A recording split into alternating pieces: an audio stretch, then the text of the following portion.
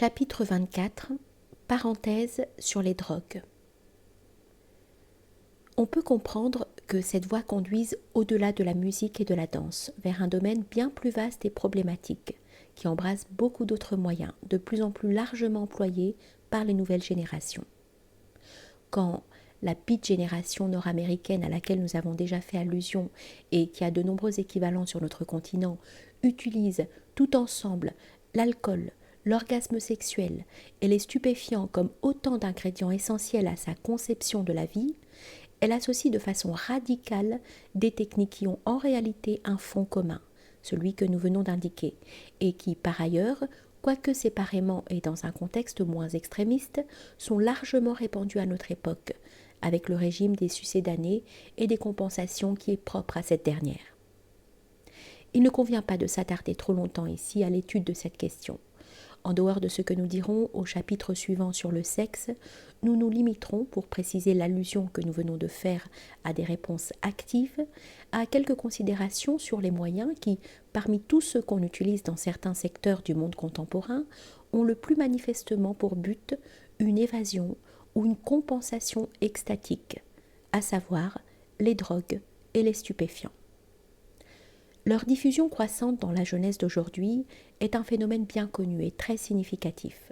C'est pourquoi la croisade contre les stupéfiants, après l'échec du prohibitionnisme, est devenue le mot d'ordre des législateurs du monde bourgeois. C'est là un bien curieux résultat du régime de liberté qui, à ce qu'on prétend, règne dans ce monde au sein de la démocratie. En admettant même, comme il faut bien l'admettre en règle générale, que l'usage des stupéfiants mène beaucoup de ceux qui s'y adonnent au détraquement, on ne comprend pas de quel droit la société s'y oppose. Les effets nocifs sur les tiers, les seuls dont le législateur devrait s'occuper, n'entrant ici en ligne de compte que dans une très faible mesure. Avec les stupéfiants, c'est en partie la situation de la musique syncopée déjà décrite qui se répète. Des moyens utilisés à l'origine comme adjuvants pour l'obtention d'ouverture sur le suprasensible, lors d'initiation ou d'expériences similaires, ont été transposés sur le plan profane et physique. De même que les danses modernes à musique syncopée dérivent des danses nègres extatiques, de même une grande partie des stupéfiants utilisés aujourd'hui et élaborés de façon variée en pharmacopée correspond à des drogues que les populations primitives employaient fréquemment dans un but sacré, conformément à d'antiques traditions. Ceci, du reste, s'applique déjà au tabac. Les Indiens d'Amérique utilisaient de forts extraits de tabac pour préparer les néophytes qui devaient se retirer un certain temps de la vie profane afin d'avoir des signes et des visions. Dans une certaine mesure, on peut dire la même chose de l'alcool. On connaît la tradition des breuvages sacrés et l'utilisation de l'alcool dans les cultes dionysiaques et d'autres cultes similaires.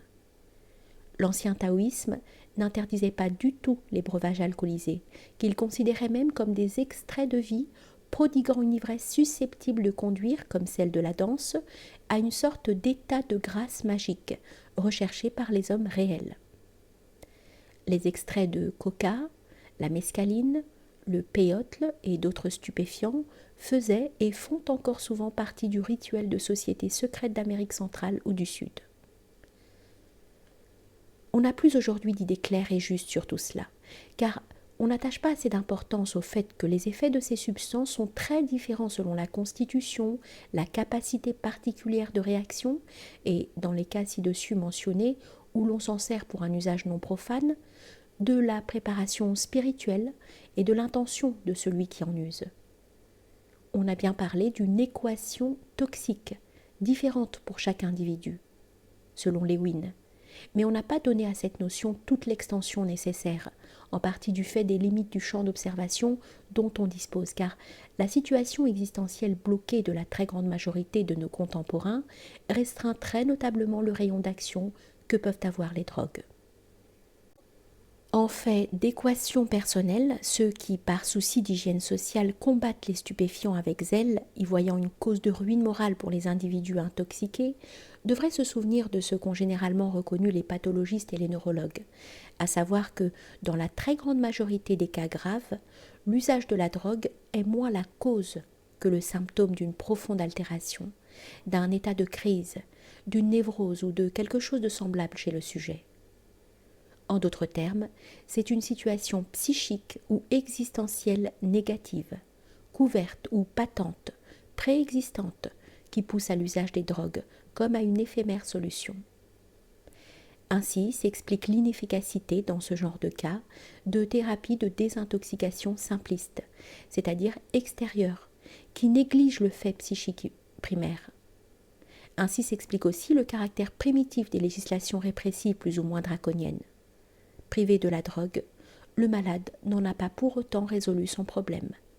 Il recourra à d'autres moyens pour aboutir plus ou moins au même résultat, où il s'effondrera. D'autre part, si la loi devait interdire tout ce qui joue le rôle de stupéfiant au sens le plus général du terme à l'homme et à la femme modernes, et qui sert aussi, bien que de façon moins brutale, à obtenir une évasion présentée comme une distraction ou quelque chose de semblable, on peut à ce propos se reporter à tout ce que nous avons dit au premier chapitre. Il faudrait supprimer une grande partie de ce qui compose l'existence moderne et alimente une industrie particulièrement développée et agressive.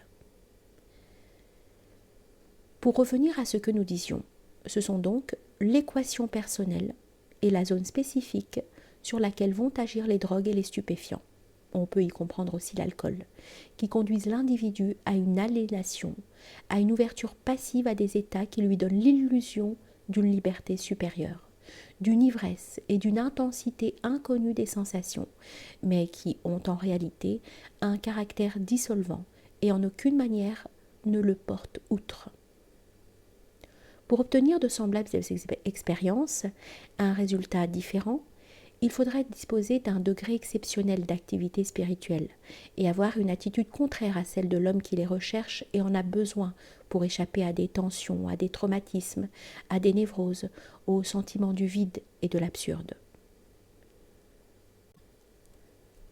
Nous avons parlé de la technique de la polymétrie rythmique d'Afrique. On y arrête de façon répétée une force en une stase destinée à libérer une force d'un autre ordre.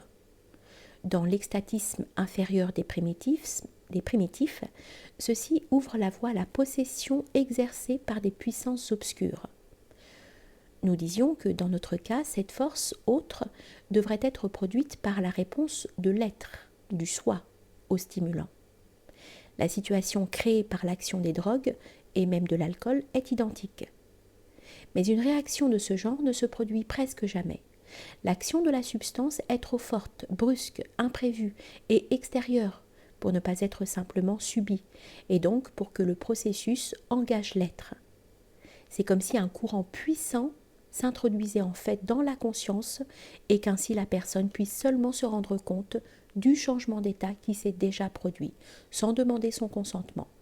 Et dans le nouvel état, on est submergé, on est agi par lui. C'est ainsi que l'effet véritable, même s'il reste inaperçu, est une défaillance, une lésion du soi, malgré l'impression que l'on peut avoir d'une vie exaucée, de béatitude et de volupté transcendante.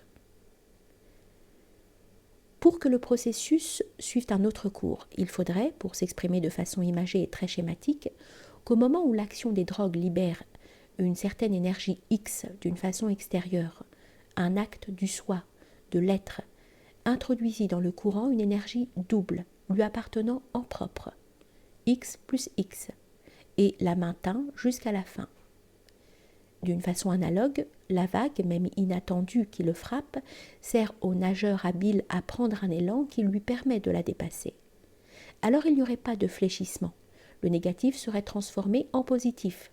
On ne jouerait pas un rôle de succube par rapport aux moyens. L'expérience serait dans une certaine mesure déconditionnalisée et l'on n'aboutirait pas à une dissolution extatique, dénuée de toute véritable ouverture au-delà de l'individu et ne s'alimentant que de sensations. Il serait au contraire possible, dans certains cas, d'arriver à ces contacts avec une dimension supérieure du réel, auquel correspondait, comme nous l'avons dit, l'ancien usage non profane des drogues. L'action nocive de celle-ci serait alors largement éliminée. Ces aperçus paraîtront probablement singuliers au lecteur ordinaire, qui ne peut se référer à aucune expérience personnelle pour pressentir ce dont il s'agit. Mais encore une fois, c'est le développement même du sujet qui nous a imposé cette brève digression. En effet, ce n'est qu'en tenant compte de ces possibilités, pour inhabituelles qu'elles soient, que l'on arrive à préciser comme il convient les antithèses nécessaires, à reconnaître le point où se trouvent neutralisées certaines valences positives que pourraient présenter dans le monde actuel les processus de dissolution et l'évocation de l'élémentaire. Les vraies solutions ne s'offrent toutefois qu'à un type d'homme différencié, selon les modalités que nous avons indiquées ici de façon tout à fait générale. Pour le reste, dans le domaine que nous étudions à présent, le sujet dont nous nous sommes occupés en dernier lieu, comme entre parenthèses mis à part, il s'agit de phénomènes qui ne sont intéressants qu'en fonction de ce qui s'y trouve atteint par des processus généraux, cependant que leur valence positive reste en majeure partie complètement couverte.